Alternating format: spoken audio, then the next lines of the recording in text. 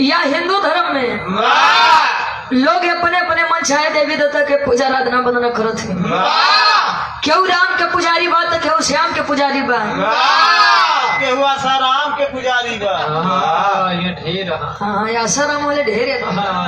वही मठ से आई हुआ है। हमको लगता चलो जेल चलिए बेचारू यहाँ चल गए। चलिए हम नहीं भाई तू कहाँ जाते हैं, अभी समय ना भैया। अब तनी सा भाव भजन हो जाए ऐसा गवैयन के कल्चर बा, रीति रिवाज बा, संस्कृति बा, सभ्यता बा। आओ करे बाद फिर आगे बढ़ा भाई। अब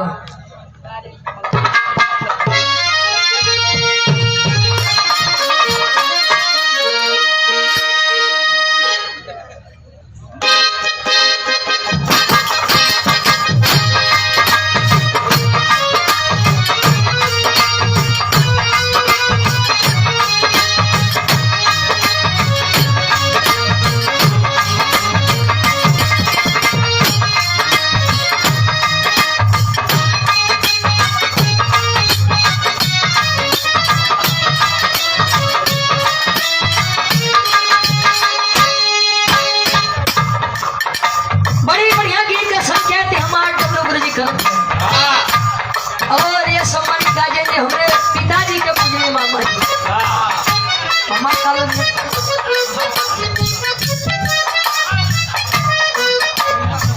पति पुटी पवन सटमी से गार्जियन जी हमारे आज के भी श्री चरणों में कोट कोट नमन बंदन बा स्वागत सम्मान बा। कोनो तुलही शब्द सया के अच्छा बात बा गुरुजी, अगर कसम क्रिया से आदमी मरत होते हैं अब भारत देश के आधी आबादी तो केवल कसम से मर जाते हैं। पाकिस्तान एक बात तो बड़ा बेजोड़ आदमी है हो आदमी कुछ होता कोई जाना तोरे माई की कसम नहीं जानना तो हर कसम तोरे लाओ हमारी जिंदगी में तो है ही नहीं। तो सिंगल दिखाते का भाई कुछ काम है तो बेचारे चल जाए काम जान लो भगवान कसम हम का बताइए कि जवन बकुली हरे बा कुल बा हरे बा कि हम नहीं जाने आ इतने में तो आदमी भरोसा मरत बा, लेकिन अगर सचो बात होता है तो आदमी तो मर जाते हैं भगवान लगे पहुंच जाते हैं और सबसे ज्यादा आदमी भगवान के मरबो करते हैं। अच्छा शक हुआ है अपने पत्नी के ऊपर पति को तले दुल्हिया जाए के बोर्ड पकड़ के कहा भाई हमारा राजा जी तनी सा हमार बात सुना कब कहे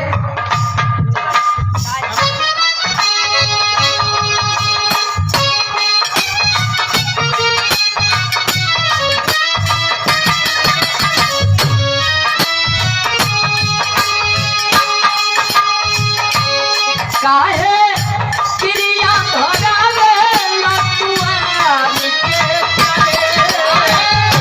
क्रिया धरावे लतुआ क्रिया धरावे लतुआ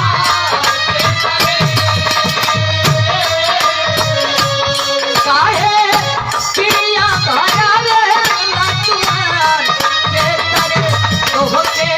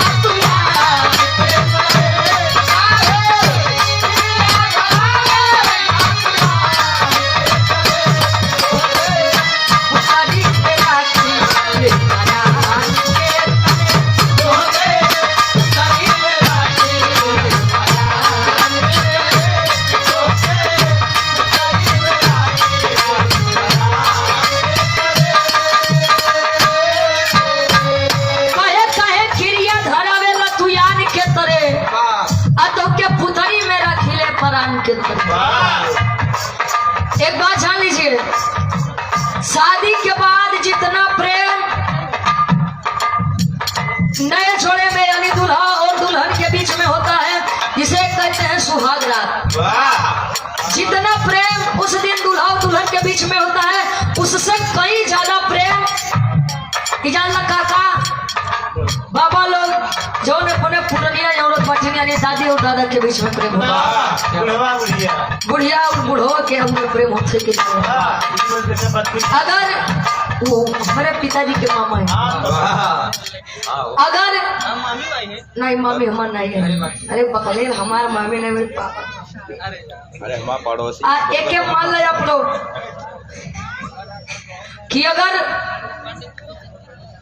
बुढ़वा के तबीयत खराब बा, बुजुर्ग आदमी के तबीयत खराब बा, ओकर मेहरारू क्यों लेते नहीं जाके कह दे ए जी तनी हम सर दबाई दे का आए हाँ हर मुड़वा दबाई दे का तो समझ ला कलेजा एकदम हरियर हो जाता आए हाय कि आज भी प्रेम है।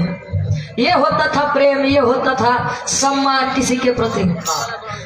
ये के गवैया बदल के गा दिया कि राह चली लत टोकेला सोनार सैया जी, वाह खाए नथिया गढ़ होला उधार सैया जी। वाह तमाम गीत बा गुरु जी। आकाश बाया मंच के माध्यम से देखिए संसार में जन्मदायिनी माँ से बढ़कर कोई माँ नहीं होती है और पिता से बढ़कर कोई देवता नहीं होता है। वाह लेकिन एक माँ जिन्हें हम जगत जननी माँ कहते हैं, जिसको हमारी भी माँ ही कहती है और आपकी माँ भी माँ ही कहती है। वाह अरदास बा मंच के माध्यम से कैसे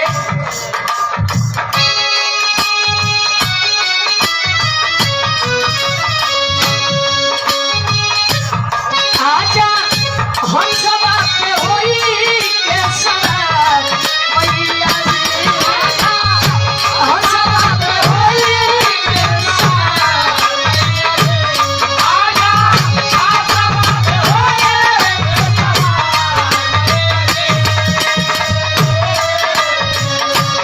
आजा हम सब आपके होई के सवार मैया जी, काहे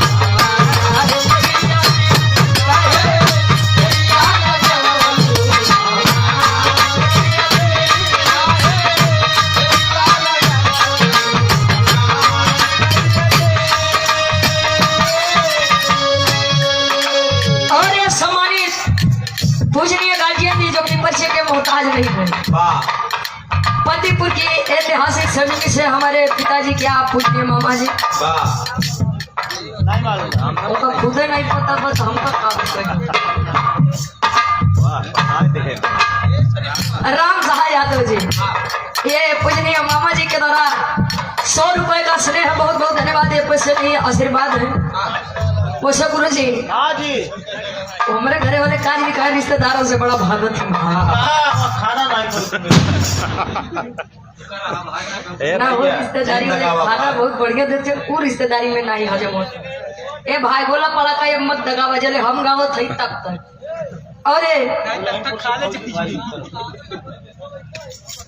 दुल्हिनपुर से फौजी भाइयों की तरफ से केवल 100 रुपया। हाँ हमें परिभाषा बताइए तब से। अच्छा वो तो शिवराम ने चर्चा बताया पर यहाँ भाई परिभाषा है। वाह ये हमारे गार्जियन जी के द्वारा 100 रुपए का स्नेह है, बहुत बहुत धन्यवाद। आशीर्वाद के छाड़े कि हम अच्छे अपनी कला में कामयाब रहे। ये रिश्ता में हमारे कुल चाचा है। वाह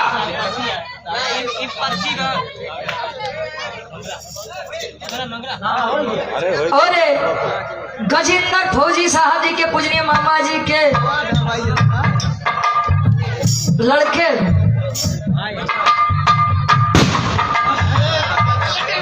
अरे भाई हाय जाओ ये हमारे गार्जियन जी आप मंगरा मंगरा मगरा की ऐतिहासिक सजमी से मंगरा घोल बाबूनाथ यादव जी की तरफ से 100 रुपए का सम्मान बहुत बहुत धन्यवाद। का दुश्मनी बका हमसे तो है। अरे नहीं भाई कब लगा होता तुम लोग इतना गोलो पड़ा था तो यहाँ की प्रवेश कम भी यहाँ वाला घर ज्यादा लगे या बदे कौन कहता भाई जिंदगा भैया ना तक खाले गिर जाई। तुम्हारे बात ठीक है अरे तुम बहुत करवाओ तुम। और यहाँ अजय टेलर अयोध्या नगर से गाने का फरमाइश बाकी भोला जी कर जाने ये हमारे अजय टेलर भाई हमारे बहुत बड़े फैन हैं। कौन वाला फैन है? ना टेबल वाला लाटा वाला फैन के मतलब सोशल मीडिया पे बड़ा प्यार देते हैं सम्मान देते हैं। हाँ मेरे से जान मैं देखो अरे आप अच्छे लगाओ। ये हमारे भाई अपनी दुकान पर हमारा बिरहा बजा कर बड़ा सुनते हैं। अयोध्या नगर में इनकी दुकान है बड़े भाई के द्वारा ये 200 रुपए का सम्मान पर भैया ये की बात हो जाता है।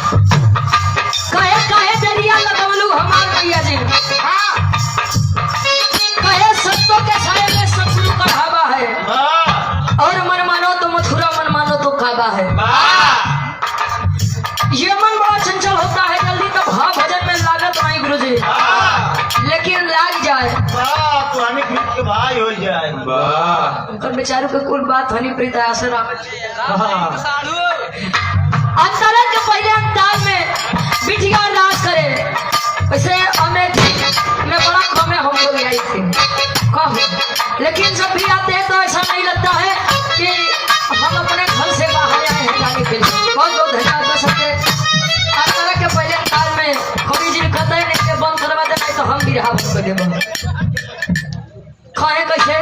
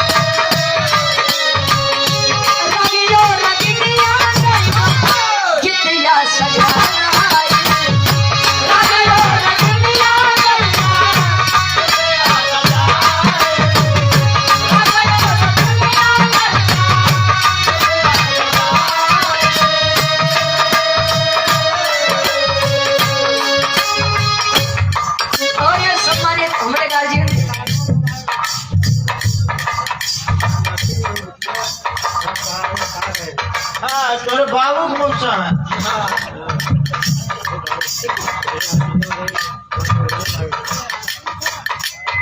और सम्मानित पूजनीय गार्जियन जी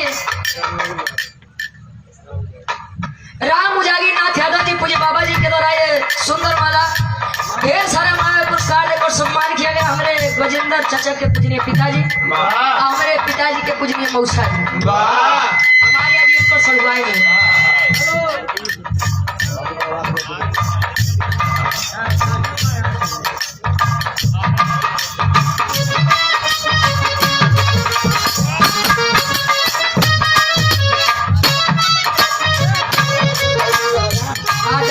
भौजी नहीं चाची खुद बेचारे भुला ये हमारे राजा जी के द्वारा सुंदर वाला 100 रुपए का स्नेह सम्मान ये हमारे बड़ा खास अजीज गार्जियन जी यानी सिमल्ला हमारे पूजनीय बाबा जी वैसे हम अपने बाबा उरिया जी का तो नहीं देखते लेकिन याद देख ली अब उनका लोग का नहीं देखे लेकिन आप लोगों को देख ली। अरे ना भाई पागल है काम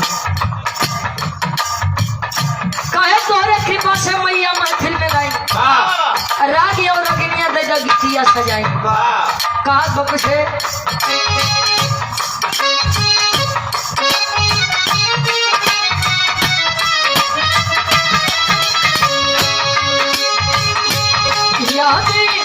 हमारा से होई तोहे प्यार हमारा से होई तोहे प्यार हमारा से होई तोहे प्यार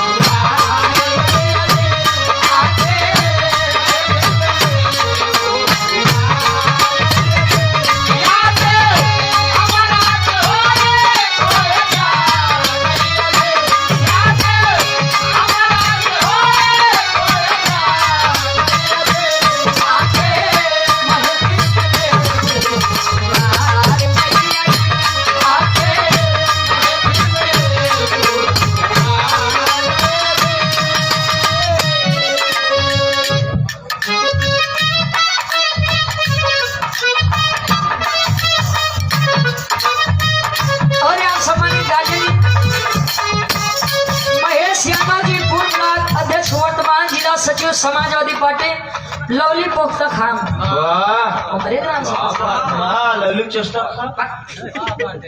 चस्ता नहीं पोख्ता खाम यार। ये सम्मानित गार्जियन जी महेश यादव जी के द्वारा 100 रुपए का स्नेह, बहुत बहुत धन्यवाद। कहाँ भैया देख रहे हैं वो साहब बाहर। अच्छा बहुत बहुत धन्यवाद बा।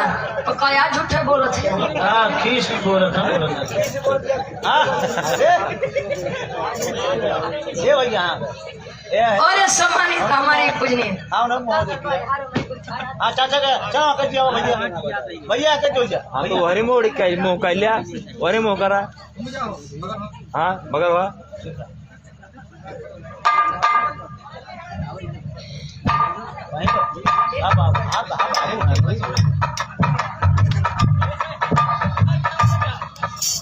और बचाए रहा जब अरे काम सही है लोग चाचा है का भाई कह दिया लोग अपने मनस कह देंगे। हाँ और सम्मानित पूजनीय गार्जियन जी कार्यक्रम के आयोजक साहब हमारे पूजनीय चाचा जी आप गजेंद्र यादव जी फौजी साहब और उनकी धर्म पत्नी जी और सम्मानित हमारी पूजनीय चाची जी सेकंड माही हाँ मासी के माई भाई तो जो ने कहा पायल बचाए रही अच्छा पायल काय बजे बचेंगे वो चुराई ले तब ये सम्मानित गार्जियन जी के द्वारा सुंदर माला और ये 500 रुपए का सम्मान, बहुत बहुत धन्यवाद। दोनों पुरानी से हमको सोचे आप तुम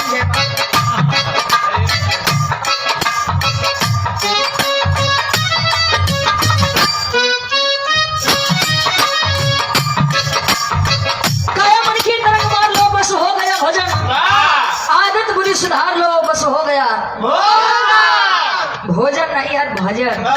बिना भोजन के भजन न हो कलयुगी शब्द है ना का करवा बेचारे 5 दिन से खाना नहीं पाओ तो बताओ कि हमारे रिश्तेदारी आई तो खाना पाई तो खाना तो कहाँ गए सब हरिओम की पूजनीय है।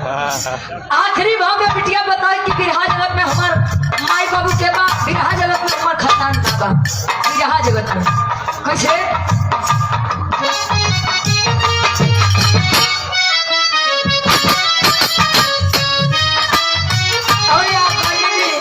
गणेश कुमार यादव जी रायपाल का पूर्वा दीपक उर्सैले बड़े भाई के द्वारा 100 रुपए का स्नेह, बहुत बहुत धन्यवाद।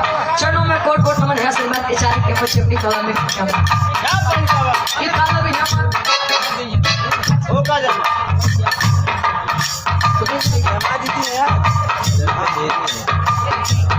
आप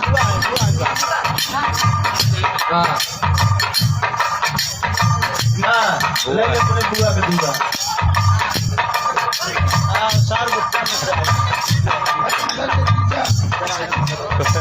देख लिया भाऊ देख लिया अच्छे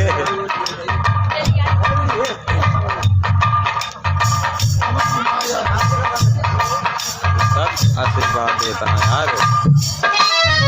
दलियानी अमेठी की 5 से आप पवन कुमार यादव जी हमारे गजेंद्र चाचा के पूजनीय जीजा जी और ये हमारे फूफा जी अब वो माया हो सकती फूफा माने का फालतू चाहता 2-3 हाथ में से लेके जाएगा।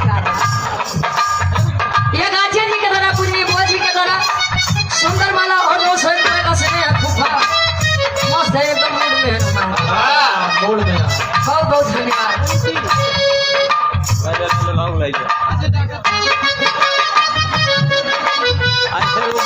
अजय डॉक्टर साहब हमारे गार्जियन जी धनजई की 5 से ईश्वर के दूसरे रूप कहे जाते हैं डॉक्टर लोग। इनके दोनों जने में बड़ी खासियत बा भाई। भगवान का नाराज करबो तो डॉक्टर लगे भेज दी हम और डॉक्टर का नाराज करबो तो भगवान लगे भेज दी हम। पता लग तोरे बुखार बोल लगा दे सुई पेट वाली तले चली जा ये पर इनका दूसरे का बड़ा सहयोग के खा बचा के आखिरी भाव कैसे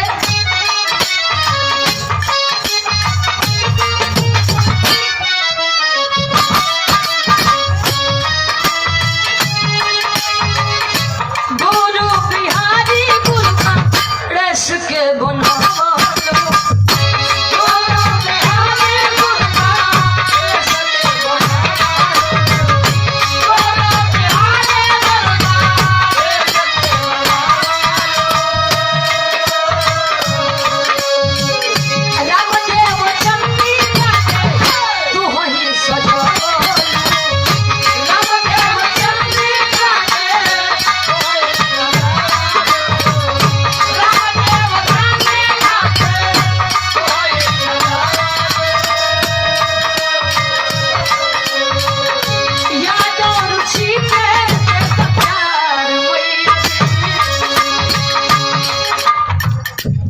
और सम्मानित हृदय के गार्जियन जी परमजीत यादव जी, महासचिव लोहिया वाहिनी समाजवादी पार्टी बीडीसी के उम्मीदवार है 2026। ये 100 रुपए का सने ईश्वर तरह की विजय का तिलक आपके मत्थे पर लगे। बहुत बहुत धन्यवाद जीता भाई।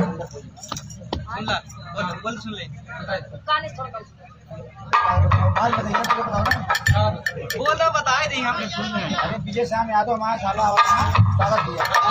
विजय श्याम यादव जी हमारे गजेंद्र चाचा के पंचायत साले साहब हमारे मामा जी मामा जिला पंचायत आओ तेन सम्मान करे बदे तले मामा तगड़े लेके आया। अरे ना मामी तो लेके आवा। हाँ मामा के लिए आया आज ते रिश्तेदारी में आई आज देख रहे भाई। के आए तो हाँ हो खाई नहीं पाऊँ चिन्ह हाँ भैया यादों रुचि के तेरा प्यार मैया। यादों रुचि के तेरा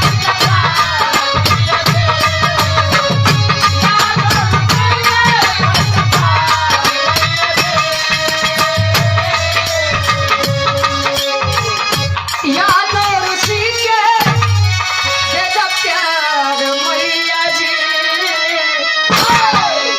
अरे काहे देरिया लगवलू काहे देरिया लगवलू हमार मैया। काहे देरिया लगवलू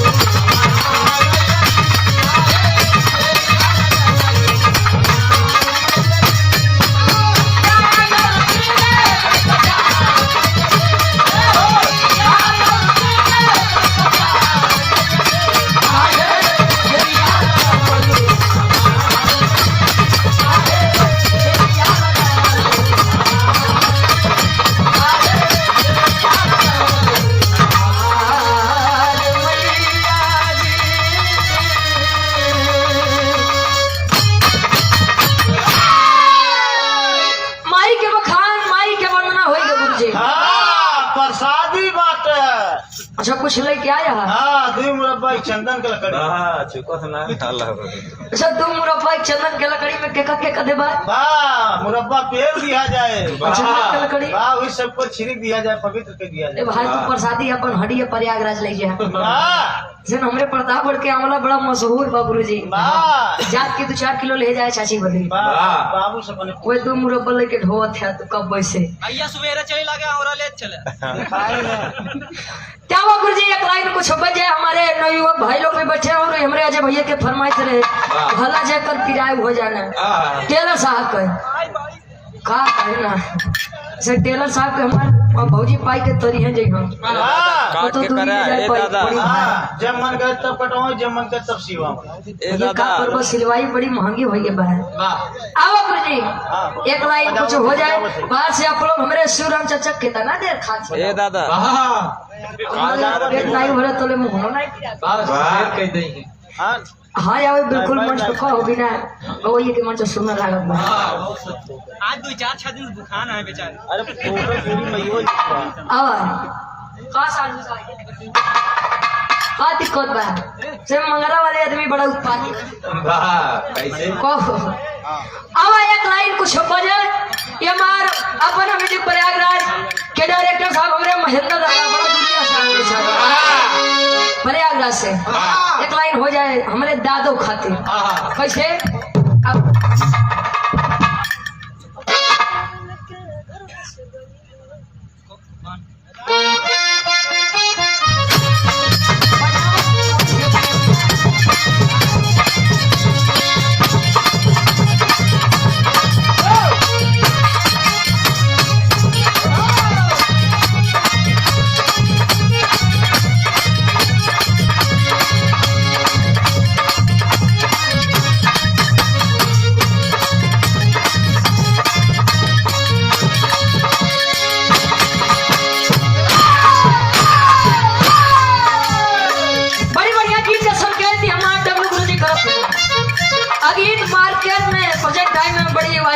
मार्केट में बा कोनो दुल्ही के दुल्हा चूड़ी हार में पहले तब मनी हारी घूमे बेचारी चूड़ी पहिरावे बदे अब तो छोड़ी जगह जगह खुदो लेके ठाल खड़ो वाह सारे जमाना दुल्हैया कहने से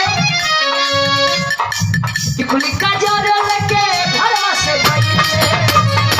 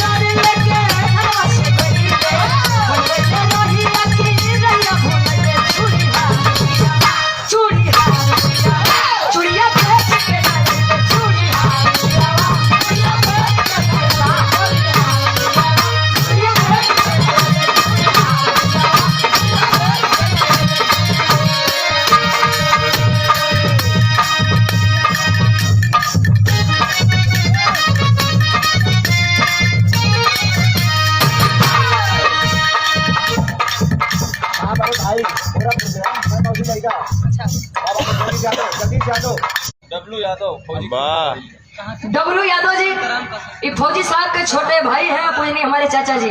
ये 200 रुपए का सम्मान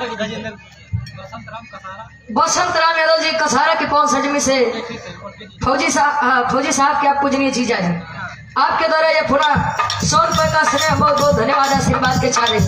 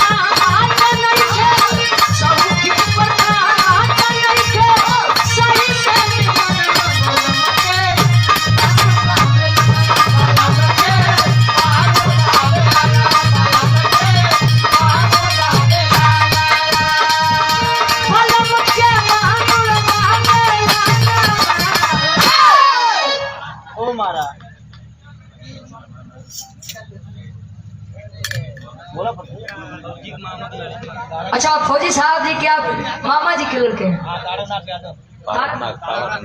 तारानाथ यादव जी हमारे गार्जियन जी के द्वारा 100 रुपए का सम्मान बहुत बहुत धन्यवाद।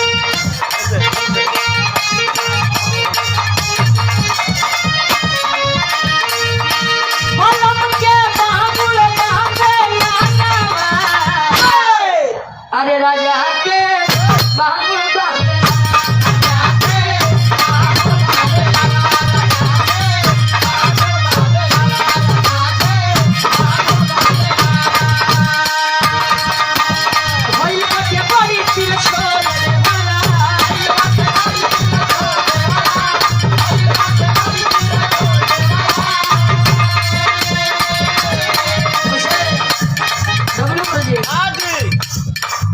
चलते बेचारे कुल देवर भौजाई बदनाम है। एक गाना आया था कि पथिया नथिया पटना बा तो देवरा ढोड़ी चटना बा मतलब ये है तो मतलब एक घंटा। अच्छा ठीक राजभवन यादव जी मतलब 100 रुपया दुल्हनपुर से मतलब ये बा कि 1 घंटा दोनों गवाही गावत बा मतलब है। ठीक ठीक बहुत बहुत धन्यवाद मतलब समझाओ दे। एक गाना फिर आया कि घरे आई बजे पलंग ना बहरवा से दिलवा लगा ले करिएवा देवरवा से कहे देवर जब खूबसूरत बा तब बता के कमान जरूरत बा बारे भोजपुरी दुनिया वाले तले तो लोग विदेशों नहीं जाते हैं कमाओ बदे। अच्छा शादी ब्याह नहीं होगा तले तो लोग कमाए बदे जाते हैं और शादी ब्याह हो जा पाए बाबू का बताइए हमका यहाँ के पानी नहीं सू करत बा जब घरे नहीं होगा तले सेवा सत्कार नहीं तले ठीक नहीं होगा भारी जमाना वही बच्चे बड़ी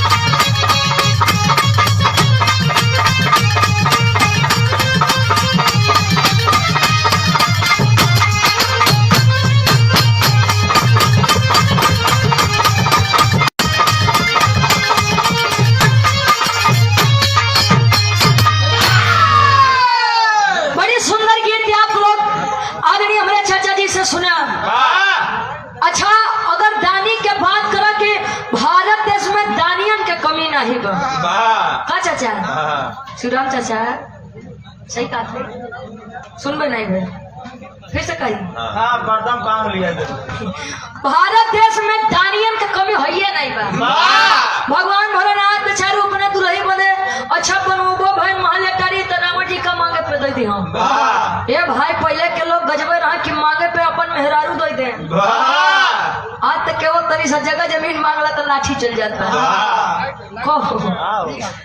पहले के समय में ढेर ज्यादा दूर मत जाए नहीं रावण जी अब भगवान भोलेनाथ से मांग रहे कि स्वामी आज सती जी के हम क्यों दे जाए तो दे दी हम कहीं जा सती चल गया ये तना बरदानी रहा सपना में देखा कि राजपाट दान करत सत्यवादी हरिश्चंद्र साचो दे दी हम बाहर आजकल के दानी आजकल के दानी है कि 10 रुपया अगर तुम्हें देते तो सुबह तेरे घर पहुंच गए भैया 10 रुपया रतिया के लिए सुन लेते हाँ ये बड़ा सुंदर भंडारा का आयोजन किया गया हमारे फौजी चाचा के द्वारा जिसमें घर परिवार के एक एक सदस्य ग्राम सभा के एक एक नागरिक हितनात रिश्तेदार दूर दराज से चलकर आए और इस भंडारे को बड़ा सफल बनाए देखो तो प्रयागराज तक आदमी आए दूर से आई ते आवा 5 मिनट के छोट सा लोकगीत हो जाए उसके बाद फिर से हमारे शिवराम चाचा के नंबर में वाह वाह आवा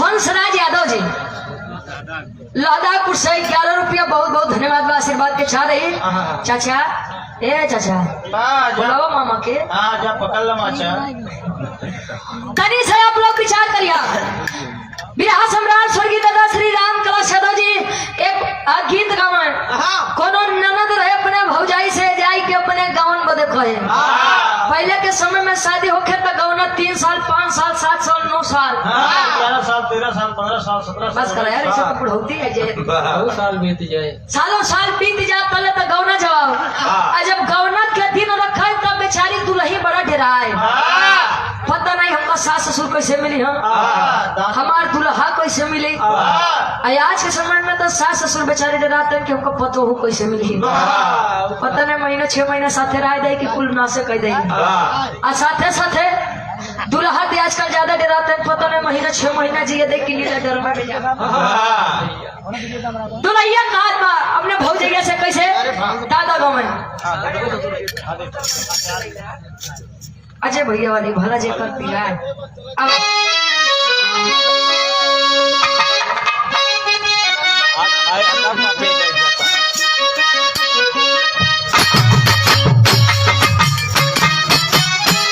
अजय भैया के मैं फरमाइश है भला जे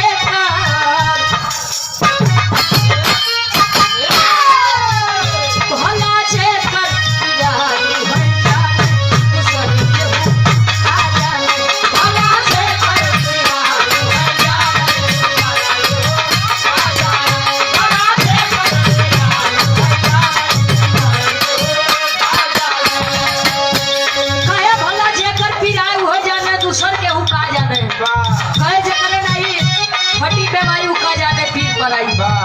जकरे ऊपर बीतत हो जाना थे भाई दुल्हिया परे संगे से कहे सासू न जाने न नदियो न जाने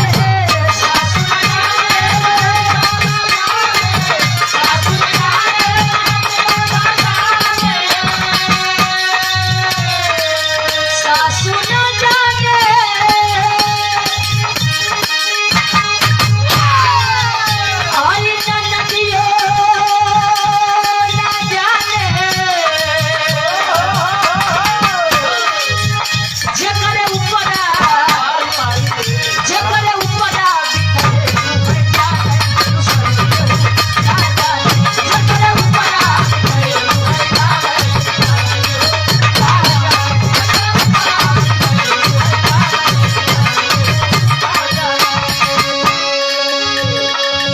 सासू न जाने आई न नदियो दूसर के हो में। ये सोहर गीत बा और ये सोहर गीत के आप लोग बड़ा पसंद करत है हमारी आवाज में। वाह। वैसे जवन चीज शुद्ध यहूदी बा ओके लोग ज्यादा पसंद करत है। वाह। का हो ये हमारे अजय भैया के फरमाइश रही। अच्छा पाए बहुत बहुत धन्यवाद। बात आओ गुरु जी मौके के बात हो जाओ उसके बाद फिर श्रीराम चाचा जी के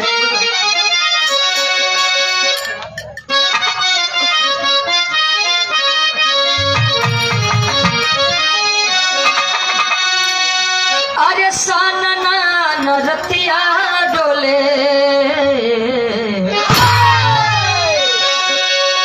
सानना नरतिया डोले बहे जब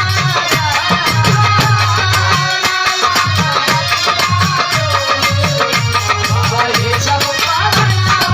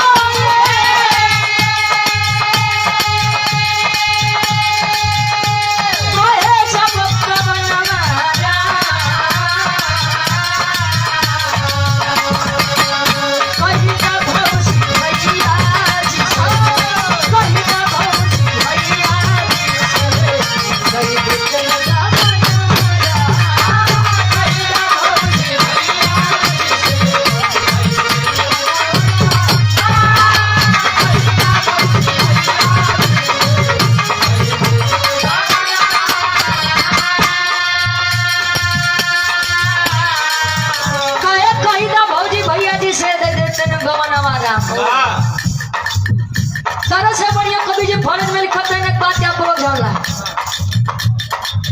लोग कितनों कहा कि हमारा महल अटारी नहीं बा आदमी बर्दाश्त कर ले जाई रुपया पैसा धन दौलत नहीं बतले आदमी बर्दाश्त कर ले जाई दुल्हन न लायक तब लड़की बर्दाश्त कर ले जाई लेकिन अगर जो लड़की के संतान न रहा उ कदापि नहीं बर्दाश्त अब तो कम बा पहले के जितना पिक्चर बने फिल्म बने कोनो न कोनो चीज पर आधारित हो तो पहले के समय में जो ने दुल्ही के लड़का नहीं होकर तो आदमियों से रहा बेरा कि पता नहीं सवेरे सवेरे के कर मुंह देख ली है आज तो लगत बा पूरा दिन खराब हो जाए। पहले के लोग एक ताना मारे दुल्ही के राजा ताम्र जी रुपया पैसा धन दौलत सब कुछ बा खाली एक के चीज के कमी बा जाई के राजा मोरन का दुल्ही अपने सैया जी से एक बात करता है प्रभु जी के महिमा कैसे प्रभु जी के महिमा कैसे बाटे विधान प्रभु जी के महिमा कैसे बाटे विधान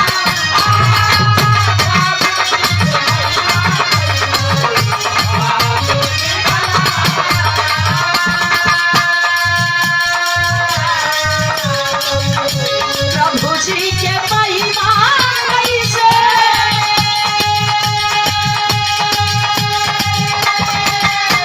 बाटे विधान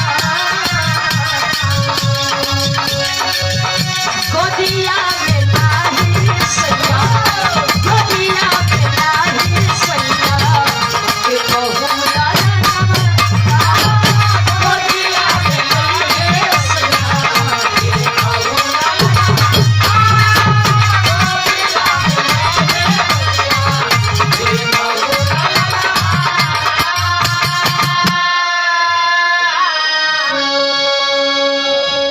श्याम नारायण यादव आदरणीय सम्मानित गार्जियन जी श्याम नारायण यादव जी मगरा की ऐतिहासिक सजमी से 51 रुपया ये गार्जियन जी के द्वारा 51 रुपए देकर सम्मान किया गया। बहुत बहुत धन्यवाद। बात से बात के चाह रही कि हम बच्चे अपनी कला में कामयाब रहे। राजा मोरंग जी के धर्म पत्नी जाए के राजा मोरंग से कहे कि ये सैया कैसा विधि का विधान है कि भगवान का दिया सब कुछ है हमारे पास, केवल एक ही संतान नहीं है। अगर संतान नहीं है तो आगे का ये हमारा वंशज आगे कैसे बढ़ेगा। राजा हमार मना ये संगत चली जा। भगवान भोलेनाथ के विनती इबादत प्रार्थना करा। अगर भगवान भोलेनाथ जागी जाए आपको दर्शन दे दिए तो केवल वरदान में एक लड़का मांगेगी। अब यहाँ राजा मोरंग जी अपन राजपाट छोड़ के चलो थे कहा अंतरा के पहले ताल में कभी जी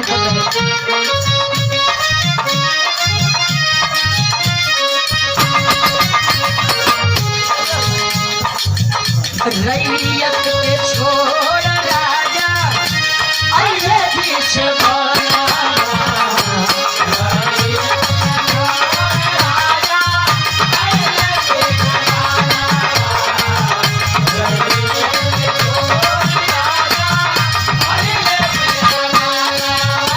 बिना बात के रतन्याना पहुँचे समाना बिना बात के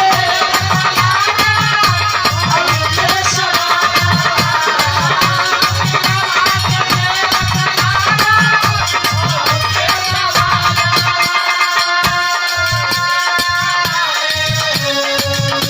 घरवा भंडारा करा घरवा भंडारा करा होई घर लाला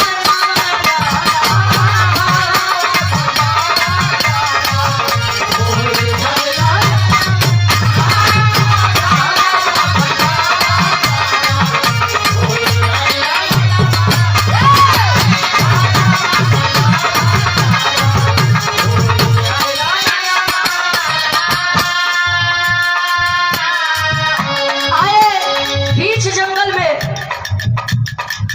राजा मोरंग जी कार के बजाओ यार, मजा नहीं आ रही बढ़िया। अगली बोल रही थोड़ा कम जम रहा है। डब्लू भैया डब्लू भैया के दो ये 200 रुपए का सम्मान बहुत बहुत धन्यवाद।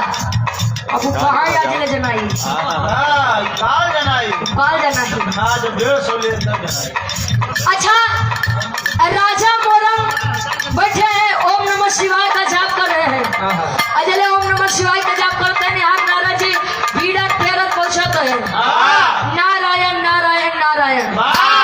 अच्छा बीड़ा तेरह जब पहुंचे राजा मोरंग के सामने राजा मोरंग कभी जंगल में देखा कहीं कस राजा ए राजा इस जंगलों में क्या करते हैं भाई कहे कि ये स्वामी कोनो लड़का नहीं बा यह से भगवान भोलेनाथ के विनती इबादत प्रार्थना कर चलिए।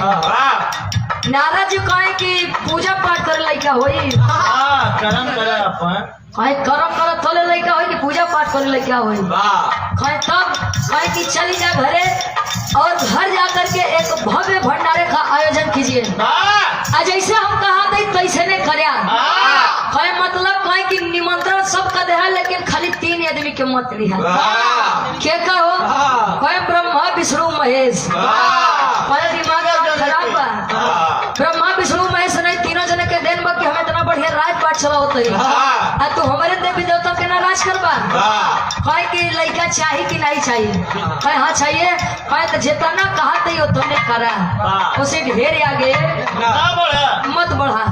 अच्छा आए राजा मोरंग भंडारे का आयोजन किए यहाँ सब का न्योता मिला 3 जने का न्योता नहीं मिला ब्रह्मा विष्णु महेश का। अब यार ब्रह्मा जी के जले नाकी में खुशबू गो गुरु जी अरे पूरी कचौड़ी के सुगंध जब जैसे यार पूरी कचौड़ी बड़ा बढ़िया बनत बा महकत बा। जब पहुंचे तो ब्रह्मा जी पहुंचते हैं कहा अंतरा के दूसरे ताल में कवि जी लिखते हैं कैसे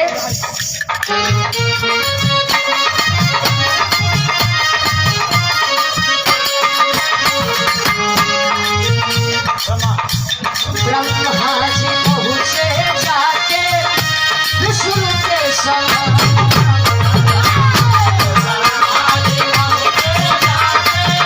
विष्णु के समान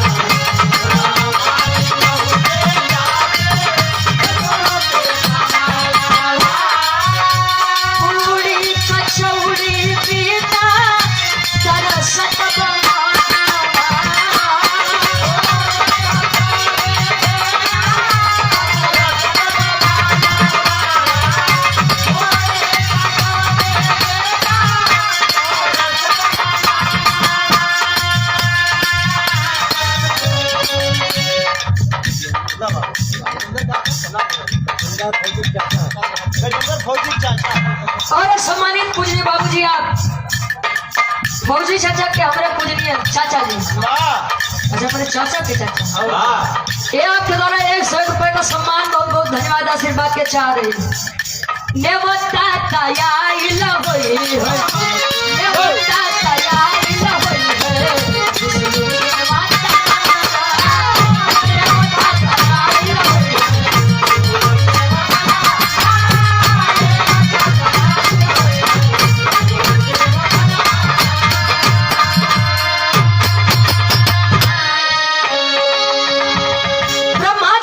विष्णु जी के पास भैया विष्णु न्योता हमार दबाई है खबर न्योता यार है राजा मोरंग के नगरी में भंडारा भा हम मानी नहीं सके कि हमरे तोरे तक न्योता आई न हो भाई कि महाराज हम सही कहते हमरे लगे न्योता नहीं आई बा भाई की लागत बा न्योता शंकर जी लगे बा और वो देव भुलाई गए अब जान लो ये पूरी कचौड़ी के सुगंध तनको बर्दाश्त नहीं बा ई तो एवरे भूख बढ़ावत बा।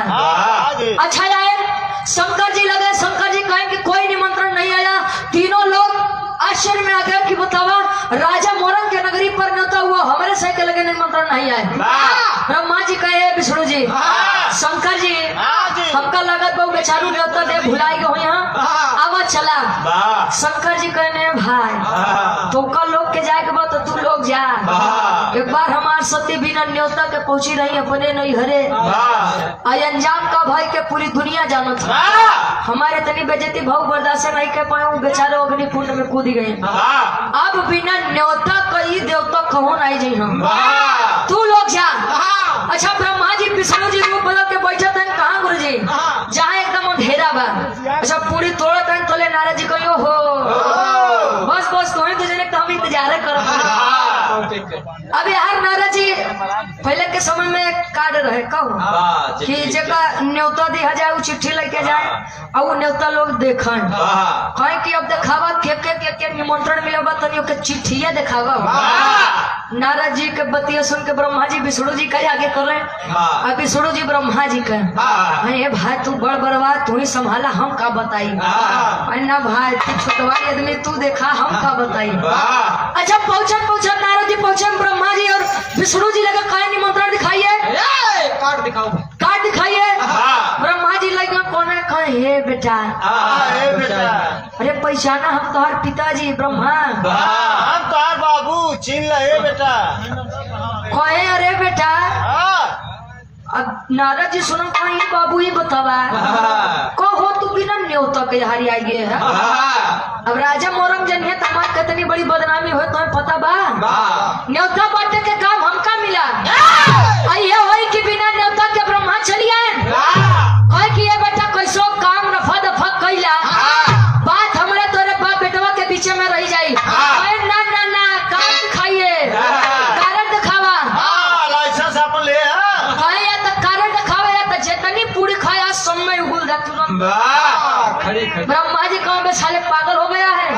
अब जब पेटे में गौ का हम सब में कैसे निकाल दे कहे जब सब में नहीं निकाल सकते तो अब इज्जत बचावे के एक के रास्ता बा कौन रास्ता बा कहे कि राजा मोरंग के लड़का दे दा कहे कि लड़का ऐसे ना फ्री में बटत कि केहू मांगे केहू के दे दे कहे कि या तो न्योता दे या तो बेइज्जती करवावा कहे कि अच्छा ना बैठे रहिए हम जा रहे हैं शंकर जी के पास।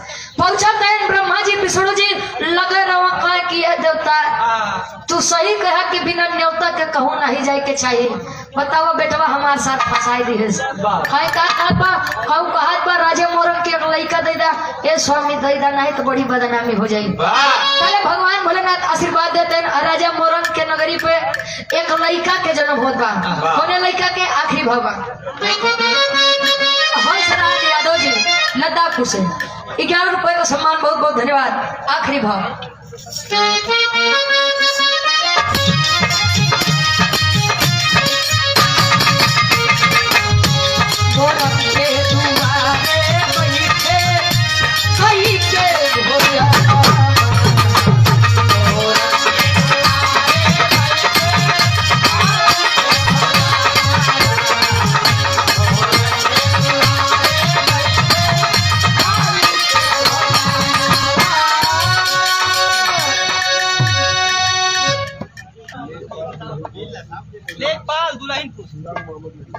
लेखपाल दुल्हिनपुर से। अच्छा मेरे श्रीराम चाचा के मामा के लिए बहुत बहुत धन्यवाद। 100 रुपया का कहना आशीर्वाद के तारीख का है। मोरन के दुआरे बैठे कहीं के घोड़ा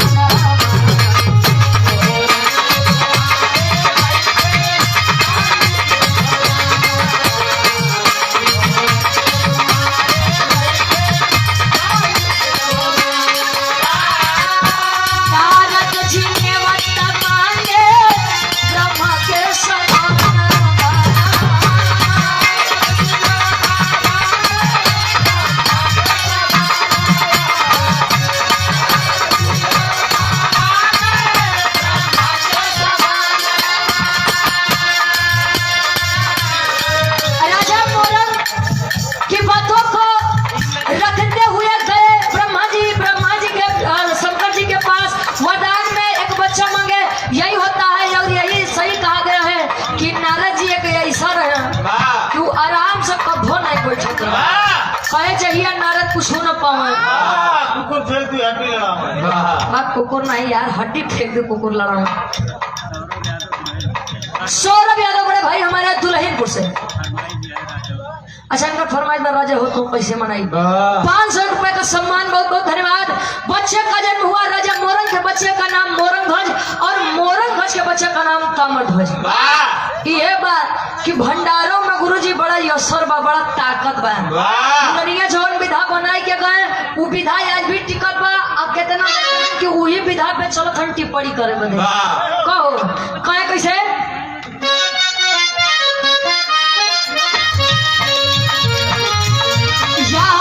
ऋषि के बाटे यादव ऋषि के बाटे सुंदरता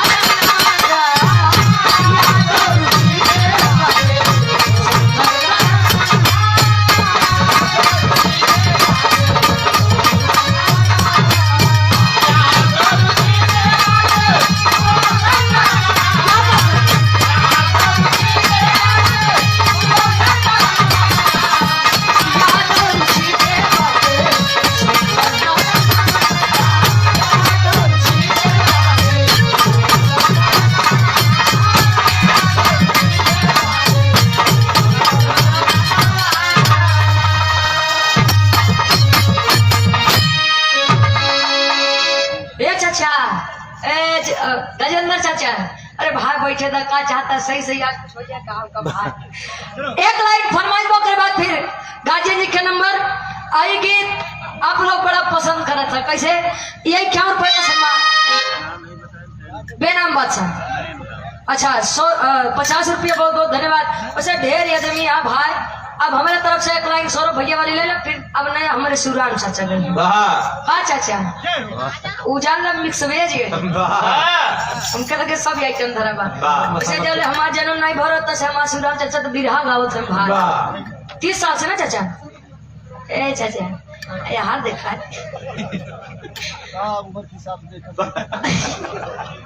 अरे पूछा तो कुछ ना चले हमारे जन्म नहीं बहुत पहले हमारे चाचा बिरहा गावत है। यहाँ से मिक्स वेज भाई हमारे तरफ से एक लाइन ले लो उसके बाद फिर